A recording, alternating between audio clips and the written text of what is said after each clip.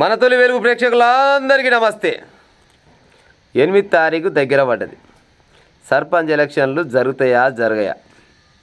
గిది తెలంగాణ రాష్ట్రం మొత్తంలో అందరు నొల్ల నాలుతున్న ముచ్చట గిదే. అసలు 8 తారీఖు నాడే హైకోర్టులో ఏం తీర్పు వస్తుంది, ఏం కథ? ఇప్పటికే 5, 6, 7, 8 మంది పటేన్లు పోయి ఆడ కంప్లీట్ ఇచ్చొచ్చారు. ఈ 8 తారీఖు ఏమైంది అనే పరిశానలో చాలా మంది ఉంటే, ఇంకొక ఆయన కొత్తగా పోయిండు. ఒక ఆయన పేరు ఏం పేరు? వంగ గోపాల్ రెడ్డి పటేల్ అంట. ఈ గోపాల్ రెడ్డి పటేల్ పోయి ఈ హైకోర్టులో అయితే పుసుకున్న ఆలవైపు రాగల తీర్పు ఈడ కాదు అనుకొని సుప్రీంకోర్టులో వేసి వచ్చిండట. చూడురు కథ ఉత్సాహతలేనట్టుంది, పాడైపోను. కొంతమంది మిత్రులకు నచ్చదు నేను చెప్పే వీడియో, కానీ నచ్చకున్నా కానీ నేనే ప్రయత్నం చేయాలి. ఇన్నాక తప్పు చెప్తే కామెంట్ పెట్టు, నేను కూడా నేర్చుకుంటా. ఇప్పుడు అవునా పటేళ్ళు, కొంతమంది, అందరు కాదు కానీ పటేళ్ళు ఇప్పుడు 8 తారీఖు నాడు తీర్పు ఏమొస్తుందో అని దాదాపుగా తెలంగాణలో ఉన్న యావత్ బీసీ ప్రజలు మొత్తం ఎదురు చూస్తున్నారు. రిజర్వేషన్ 42% పోదామని రాష్ట్ర ప్రభుత్వం అనుకుంటే దానికి అడ్డపుల్లు వేసిరు, కోర్టులో కేసు వేసిరు. ఏమొస్తుందో ఏం కథనో ఇంకా ఎవరికి తెలియదు ఈ ముచ్చట.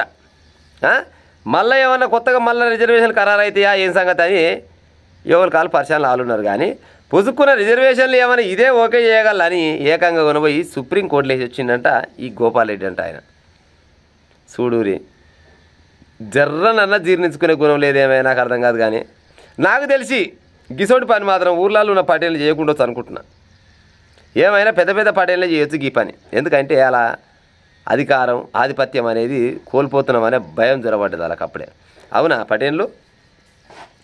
ఇప్పుడు ఇది ఇంకా ఏది కాకనే పాయే. ఇప్పుడే గిట్ట ఉంటే కర్మజాలు నిజంగానే అమల్లోకి వస్తే, బీసీలకే రాజ్యం చేతికి వస్తే మరి మీ పరిస్థితి ఏం కావాలి? గింత కడుపుకుంటుంటా అది ఏ రకంగా చెప్పురి? రాజ్యాంగాన్ని దాటైతే పోలే కదా. జనాభాలో మేమెంత, మాకు వాటా గంతే కావాలని గాలెక్క ప్రకారంగానే ముందరికి పోతురు. మరి రాజ్యాంగాన్ని ధిక్కరించే అధికారం మీకెక్కడిది చెప్పురిగా? సరే ఓ పని చేద్దాం, మీరన్న ప్రకారంగానే ఇప్పుడు రాజ్యాంగాన్ని విరుద్ధమని కొంతమంది అంటారు కదా, మరి సరైనది ఏదో చెప్పే ఉపాయం చేయరు. మీరు ఎంతమంది ఉన్నారో ఈ తెలంగాణ రాష్ట్రంలో, రెడ్డికి సంబంధించిన వాళ్ళు, కమ్మకు సంబంధించిన వాళ్ళు ఎంతమంది ఉన్నారో గదే లెక్క ప్రకారంగా రేపటి నాడు కూడా పోటీలు చేయాలి. మరి చేస్తారా? గట్టినే ఉంటారా? ఎమ్మెల్యేలు కానీ, మినిస్టర్లు కానీ, మంత్రులు కానీ, లేకపోతే ముఖ్యమంత్రులు కానీ ఉంటారా మరి గిట్టనే? ఎంతసేపటికి ఎస్సీ ఎస్టీ బీసీలు మొత్తం మా కిందనే ఉండాలి, మేము ఎప్పుడు వాళ్ళకి ఇచ్చేటట్టు ఉండాలి, వాళ్ళు తీసుకునేటట్టు ఉండాలనే ఆలోచన తప్పితే ఇది దుర్బుద్ధి కాదా? ఇది గింత నొప్పి ఎందుకు అవుతుంది చెప్పురి? నిజంగా బీసీలలో ఐక్యత లేక గిసోటి కథలు పడుతున్నారు కొంతమంది. ఆ పొద్దున్న నుంచి ఇప్పటిదాకా, తాత ముత్తాతల కాడి నుంచి ఇప్పటిదాకా స్టిల్ ఈ రోజు వరకు కూడా, ఇంకా 5 ఏళ్ళ దాకా కూడా, అంటే 5 ఏళ్ళు అంటే 2 ఏళ్ళు అయిపోయినాయి, ఇంకా 3 ఏళ్ళ దాకా కూడా పటేళ్ళదే కదా పైచేయి.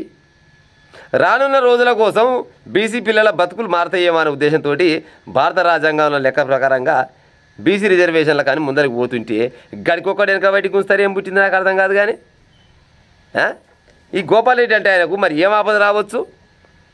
మరి ఇదే గోపాల్ రెడ్డి అయితే ఏంది, అంతకంటే ముందు ఆయన వాళ్ళు మాధవరెడ్డి, ఇంకెవరు ఇంకా రెడ్డి, ఈ రెడ్డి అంత పోయారు కదా. మరి గిన్నిసార్లు ఈ తెలంగాణ రాష్ట్రానికి రెడ్డి వాళ్ళు ముఖ్యమంత్రి అవుతారు, మరి ఈ బీసీలు ఎందుకు అవుతలేరని ఏనాడు కూడా అడగలేదు. ఏం కావచ్చు అంటే మీరు ఉంటే మంచిగా, ఇతరులు ఉంటే మంచిది కాదన్నట్ట లెక్క. బీసీ ప్రజలారా ఒకసారి ఆలోచించే ఉపాయం చేయరు. ఈడ 8 తారీఖు ఏమవుతుందో ఏం కథనో అని ఇప్పటికే పానం అంతా చేతులు పట్టుకొని కూర్చురు చాలామంది. ఇది అవుతుందో కాదో కూడా తెలియదు. కానీ వీళ్ళ మీద నమ్మకం లేక ఏకంగా సుప్రీంకోర్టు వేసి వచ్చిరు. గాలకు గంత ముందు చూపు ఉంది. బీసీలు మీకు లేకుండా వచ్చినా ఓట్లేమో మీ, సీట్లేమో ఆలయా? ఇది ఎంతవరకు కరెక్ట్ చెప్పురి? పేరు చెప్తారు మేము ఉన్నాం, సబ్బండ వర్గాలు ఉన్నాం, బహుజన్లో ఉన్నాం, 85-90% ఉన్నాం అని అంటారు. మరి గిదేనా మరి? 85-90% ఉన్నోళ్ళకు మరి అన్యాయం జరుగుతుంటే 5-6% ఉన్నోళ్ళు పోయి ఆడ కాంప్లీట్ ఇచ్చేస్తారు. ఇసం ఎంత కావాలి?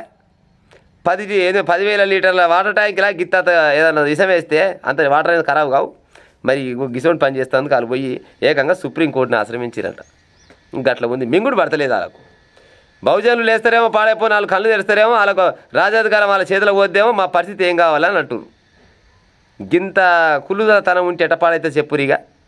మీరే దీనికి సొల్యూషను సుప్రీంకోర్టో లేకపోతే హైకోర్టో లేకపోతే ఓలో తిరిగే చెప్తారు. కానీ రేపటి నాడు కూడా వాళ్ళకి ఇచ్చే రిజర్వేషన్ వాళ్ళకి ఇచ్చి మిగతా వాళ్ళకు ఉన్న రిజర్వేషన్ని బరాబర్గా అమలు అవుతుండొచ్చునా? మరి ముఖ్యమంత్రి పదవి కూడా బీసీలకు ఇస్తుండొచ్చునా లెక్కల ప్రకారంగా? గది చేసేత కాదు. వాళ్ళు ఇయ్యరు, వీళ్ళు అడగరు. ఓళ్ళు అడగాల మరి.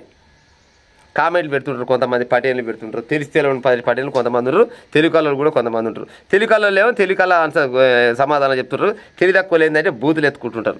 కానీ బీసీ సోదరులు మాత్రం చూసుకుంటూ ఊకుంటారు, ఎంజాయ్ చేస్తుంటారు. మనకెందుకులే. మరి ఎవరి కోసం కొట్లాడుతున్నట్టు? ఇప్పుడు 42% రిజర్వేషన్ వస్తే బీసీల కోసమే కదా, 42% రిజర్వేషన్ వచ్చేది.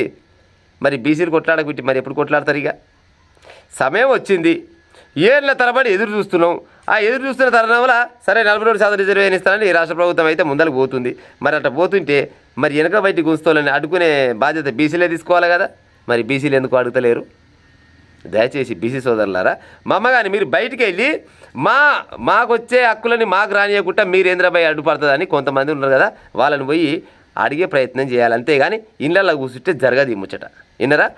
తెలంగాణ ఉద్యమం ఎట్టయితే చేసిరో గట్ల బీసీల ఉద్యమం కూడా చేసి రోడ్లు ఎక్కినాడు బీసీలకు రాజాధికారం వస్తుండొచ్చు.